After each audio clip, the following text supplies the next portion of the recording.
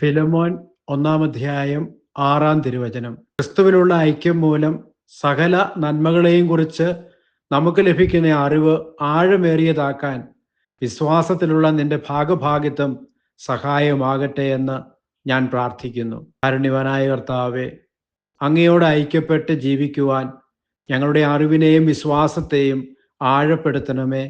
ആമേൻ. ദൈവം നിങ്ങളെ സമൃദ്ധമായി അനുഗ്രഹിക്കട്ടെ.